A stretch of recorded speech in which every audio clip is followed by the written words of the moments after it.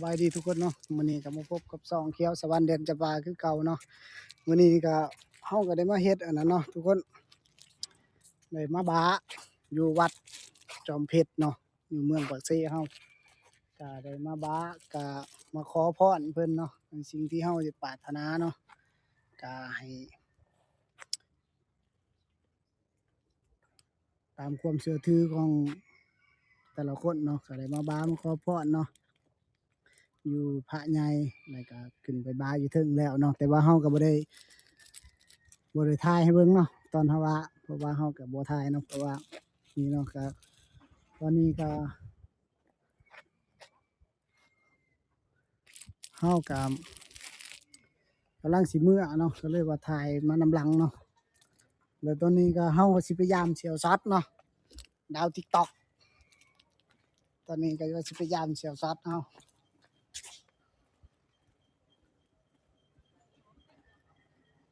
อยู่อยู่วัดเนาะตอนนี้เนาะ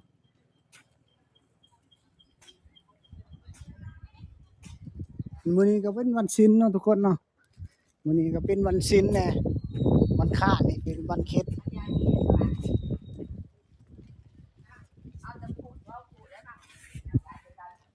คนก็มาหลายเด้อเด้อทุกคน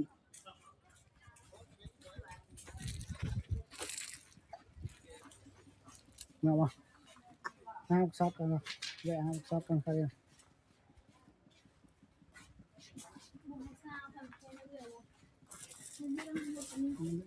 ออกมาเลยเอาอยู่เฮือนมันเป็นของกระจอยมาบ่มันจะจำผิดตัวกันก่อนไป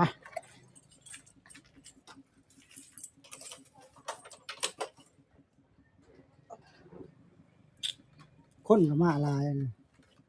มื้อนี้เป็นวันนี้ขึ้น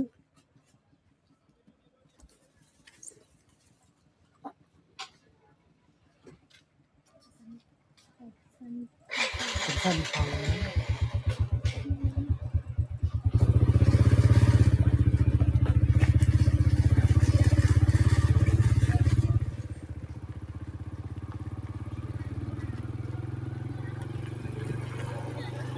โอ้ทหารกันทัน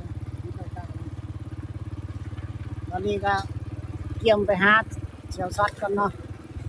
บ่ฮู้ว่าเพิ่นสิอยู่หรือบ่อยู่สิออกกำลังออกเมืองเนาะทุกคนเนาะ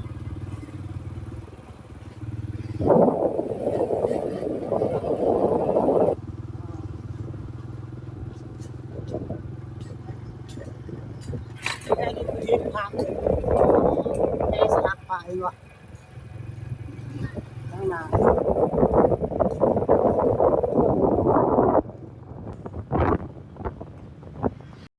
กินน้โอ้เป็นเสียเป็นเฮียเลยเด้ตอนนี้เนาะำเสียจังได๋นุ่งเสื้อขาดแต่บ่เห็นว่าเออ กินเฮ็ดเอาไว้ก็ติดตัวเขานี่อยู่แสดงว่าเบิดแล้วก็เอาว่าอะไรซื่อๆเด้อล่ะเออครับมายามเพิ่นเนาะทุกคนเนาะมายามเพิ่นเด้ดาว TikTok เด้นี่เออ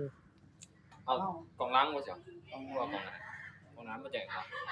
ก็ไล่ทุกคันมันสิเห็นอยู่เด้อกล่องมันติดมาทางเออเด้ก็สั่นบ่โอ้ขายอยู่เอากินน้ำก็กินข้าวบ่ได้ลูกเต้ากินแล้วลูกมาดินซื่อๆนี่บ่มันมาบ้าอยู่วัดจำเพชรนี่บ่มาบาอยู่วัดจำเป็น โอ้แม่นแหละเพราะว่าเขา มื้อนี้วันศีลถือวันข้ามนี่ก็เลยบอก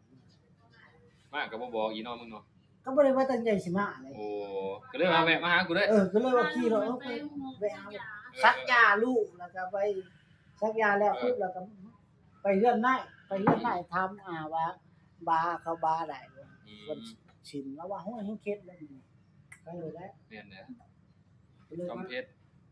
โอเคอยู่เขาคนไปบ้านหลายเลยแม่นมีคนมาหลายโอ้ตอนนี้เพิ่นก็นี่แหละเพิ่นจะได้ครีมเฮาขายโอเคโอเคโยกยังเป็นเบียร์บ่โอ้ยมึงดึกบ่ ลืมกินเบียร์เลยเด้ดึกกินเบียร์นะซ้ำกูแล้วเมียบ่กินเบียร์ยกจอกใส่บ่ได้เห็นกันโดนนะทุกคนเนาะ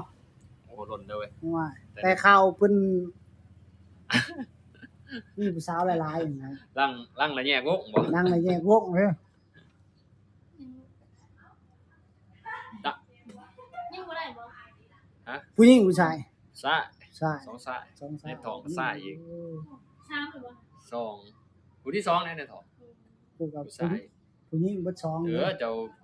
ผู้สาวว่าสองเอาคาดองซ้ำเจ้าคาดองได้จ้ะสองสาว ยัน กินบ่ลูกกินน้ำบ่อยากกินน้ำบ่จ๊ะ อันนี้กินแล้ว มันสิเป็นจังแค่นั้นแหละ นี่ก็มาหาสิตอนของคนเพิ่นก็โอ้จะได้เพลงเฮา คุณนาคุณตาอยู่โอ้ยัง คือนาคุณตาเพิ่นอยู่ว่าทุกคน FC ไผที่ว่าซัดเนาะซัดไอ้เนาะ สดจริง ซอดจริง YouTube ก็ซอด จริงคือเก่า ซอดจริงคือเก่าเป็นสิปล่อยเพลงใหม่ให้ทุกคน คุณนาคุณตากันอยู่นอกคนเนาะผู้ใดที่ว่าเห็นการไปการมาก็คือสิขุดอยู่เพราะว่าออกไปหันไปหนีเนาะ FC ก็หลายส่วนนี้ไปไสก็หมดล่าสุดไปตลาดเราเพื่อนก็ยังล็อกก็ออกถ่ายรูปอยู่ก็อยู่ขึ้นรถ แต่ว่ามักอันนี้เลยแต่เข้าเป็นบ้าโอ้โห คนก็ สาว บ่ สา ค่อ วย จะ ร้า สู้ ย เนาะ ผู้เฒ่ามันยังบ่เว็ด เป็นอดีตไปใช่ว่าเป็นอดีต ผู้เฒ่าก็ยังเอาเลยเอ้ย มือนี่มีแต่เมียผู้เดียวเนาะ เฮ้ย เพื่อได้ยินคิดเนี่ยได้เขามาแซวเนี่ยขนาดตัดลงมันเฮ็ดอันนี้ ไอ้ลาวเขาบ่เห็นเนาะเด้เนาะ พูดเราอยู่ซอย บ่แม่นว่าเว้าเลยทีเดียวเพราะว่าหมู่คู่ยืนนำกันสิว่ายืนนำกันให้ก็มีลูกมีเมียเบิดเนาะแล้วก็บัดนี้ก็เวลามันไปหากันก็บ่มี เขามีหรอมันบ่จะคือตอนจะเป็นวัยรุ่นเนาะบางบ่ได้เฮ็ดอีหยังตื่นมาก็เทิดว่าจับโทรศัพท์แชทหากันก็ไปไปทุกมื้อ นี่ นี่ มั มัน น มีเวลาหลายไปกินนั่นกินนี่เดี๋ยวนี้เวลามันบ่ตรงกันเด้ไปกับมีครอบครัวเอาลูกเอาเต้า ลูก แม่ ยังบ่เฮ็ดแหละ ปิดกันกับลูกกับเต่ากับหมูกับเมีย เอาเวลาก็ครอบครัวยังค่อยแห่งยี่สิบพ่อไอ้ก็เด้นะย้อนสิบ่ก็ทางอื่น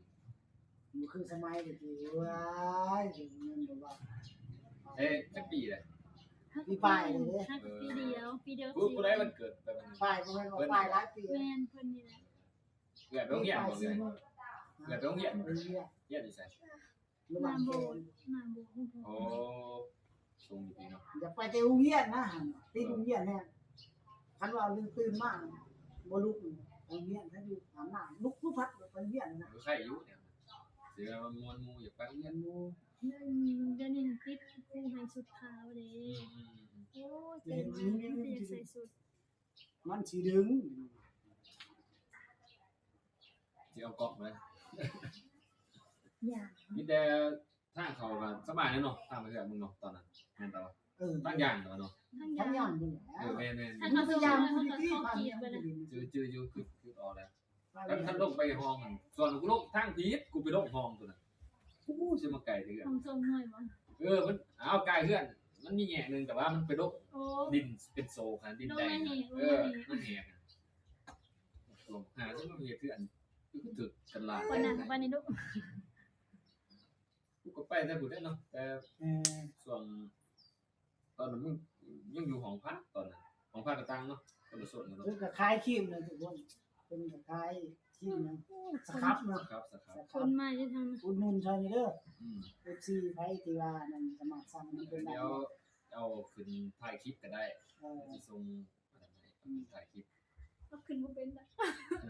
ขึ้นมาเป็น หรือตัดเสียคลิปแปะเสร็จตั้งถ่ายก็ได้โอ้ยมากเลยมันโดยแบบว่าบ่ได้เตรียมแล้วเนาะ โอ้ยบ่ได้ตั้งใจว่าสิมานะตั้งใจ ก็ ว่า หน่ บ่ อยก็หน่อยก็เมื่อ จะนายเพิ่นก็ขาไก่ให้กินเป็ดให้กินให้กิน บ่ได้เตรียมกันบอกกันไว้ยังว่าใคร อาจารย์บุญอยู่มาหาเพิ่นก็ยังขาเบ้เป็นตู อยู่ง่ายกินปิ่งเป็ดเดี๋ยว บัดเคี้ยวสวรรค์เดินจังมามาเพิ่นสิบ่คายยังบ่จักตูจัก เดี๋ยวสวรรค์มาเมืองงานเดี๋ยวสิจัดคักผมไปกินอยู่สวนผมจังมอน สวนมะเขียวก่อน งานสวนไก่ โลเท่าไหร่ก่อน 30 ล้านขายในออนไลน์นี่แหละบ่ได้ส่งเลยบ่ได้สนใจเอา อันทรงมันก็เองเพิ่นไว้นะส่ง โอ้เขามาเอาเองบ่ แม่นแต่ว่าเนี่ยโคตรขายดอกใบกว่าไปอยู่ไหนกันเอาค่าเดียว10-20โลนี่ค่าเดียวเราพวกแนวมันหมักใหม่มันก็ ไปกับ ไปกับยามันงามๆเนี่ยปีนี้มากับบ่เป็นแม่เป็นเสีย มันอยู่ใส่ก็หลายๆเนาะ ปีนี้มันก็งามนะเอาของมันก็เตือนปลูกเตือน โอ้แสดงว่าจูนี่มักลินเลกทางนั้นก็เตือนทางนี้ก็เตือน บ่ตั้งไว้เพื่อเบิ่งมันแจ้งเด็กออกซื้อ มันก็ต้องมีซื้อแน่นอนไปก็วางรวย80ล้านนั่น800ล้านนั่นเนาะ ไว้แล้วสิฝากให้เด้อ FC เนาะผู้ใดเห็นคลิปข่อยเนาะฝากติดตามทั้งสหายเขียวนำเด้อเพิ่นมาดินนับมื้อนี้ฝากแน่เด้อเพิ่นเป็นยูทูบเบอร์น้องใหม่เนาะกำลังเฮ็ดเพิ่นว่ากำลังลุยกำลังลุยลั่นฝากไปกดลั่นแซ่ซอยแน่เด้อฝากติดตามแน่ครับฝากติดตามสองเพิ่นแน่เด้อชื่อจะได้เสียว เขียวสวรรค์เด่นจำปา เขียวสวรรค์แดนจะฟังภาษาลาวเลยมึงบอก ภาษาไทย ภาษาไทยบอก แม่น โอ้เป็นภาษาไทยเนาะเด้อทุกคนเด้อฝากสองเด้อมันดนยังบ่พอกันเพิ่นกับเป็นเสียแต่ว่าเฒ่าแก่สวนมันตดเนาะ โอ้ว่าดึงโอ้ดุหัวเนาะโอ้คือว่านักเด้อเรา เฮ้ย ว่านี่ กูชมหนาตึงอยู่นี่แหละ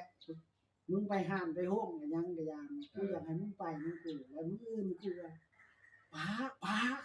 เดี๋ยวกูสิป้าให้มึงจ่ายกูสิลังนี้ไปตามนั้นนะ บัดสวนนั่นอยู่ไสก่อน เฮ็ดอยู่สวรรค์ ว่าอยู่นี่ก็มี กูอยู่สวรรค์อยู่นี่ก็เฮ็ด อยู่นี่มีรักหยังรัก 33 รัก13 ทางปากซอง ทาง ถ้าไปเมืองเต ไปรัก11นี่บ่ โอ้ มีไปกับกูเลยจิว่า มื้อน่ะเอาแบะไปปีกอยู่พุ่นมีกระตูมอยู่บ่ล่ะ นี่ คันไปแล้วสิคันไปเลยสิชวนลูกชวนเมียไป อยู่ชอบบักจุนไป แย่จ้ะ ส่วนเจียวจุนไปดอกก็ยามเนาะ อีหยังก็ซื้อกินเอาอยู่ เออ มันมีแต่วันซื้อกินอยู่ เขามาดินเตรียมกันดีๆจังว่านี่คือก็เลยก็ว่าออกเตรียมไปคลิปอัปดุตอนนั้นแหละมันมีงานมันบ่ค่อยสิว่างหรอกเขามีงานมันก็เด้อแต่ว่าจัดสรรเวลายังบ่ไหลสำนาแต่สุดท้ายคลิปมันก็สิ ในเวลาก็พอดี มันดี เฮ็ดคอนเทนต์เฮ็ดใช้ใน TikTok แล้วมันดึงไปใส่กับYouTube เลย บ่ได้ หรือว่าอารมณ์ตาม บ่ดีหยังของเราเขาแปลก็ได้แปลหน้าสองเขาก็ได้ก๊อปคัดลอกผมมาบ้านใส่ไม่ได้ ร ค ถ น รถลุยสครับบ่ ต้องดูอยู่ไปมันสิคานอยู่บ้านเลย ตัดเกิดอะไรก็เลยอะไรก็เลยรถมาเป็นไผ่เลย อีสังลูกมันก็ค่ะ เอาทุกคนเนาะฉะนั้นก็เฮาก็ฝากคลิปซำนี้เนาะก็เฮาก็สิเมื่อก่อนบ่แม่นเมื่อดอกเฮาสิไปขางัวช่วยเพิ่นก่อนมันสิขายงัวให้กิน ฝากแล้วทุกคนเด้อฝากติดตามช่องสหายเขียวคนนี้เด้ออย่างมากกับแบบบังเอิญเนาะมาก บ่ได้ตั้งใจสิมาดอกคือจะได้เพลงเฮา ยังมันต้องมีหลายเดือน เขาว่าอัดแล้ว หาเดือนบนท่านนี้ตอนนี้ไม่ขาดตรงนี้ เฮ็ดอาจารย์มึง แมนตอนอยู่ตามฟันอันทุกคนแหละ บ่จองบ้านหน้าบ่จองเห็นบ่จองบ้านหน้านี่ก็แต่งเพลงครับ โอ้สุดยอดแน่ ครับสุดยอด สีมือทองนะเกิดเรา ฉะนั้นก็ฝากคลิปซำนี้ทุกคนเนาะเจอกัน เจอกันคลิปใหม่เด้อสิมาถ่ายเป็นคักๆให้เบิ่งจักบาท